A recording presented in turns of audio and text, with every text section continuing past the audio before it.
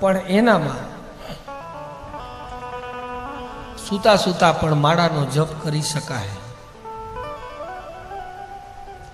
હાલતા હાલતા ચાલતા ચાલતા પણ જપ કરી શકાય.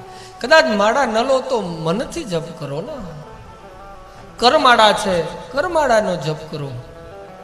પણ પછી કહીએ કે માળા ઉપાડીએ હવે એટલે વિચારો બધા આવવા માંડે.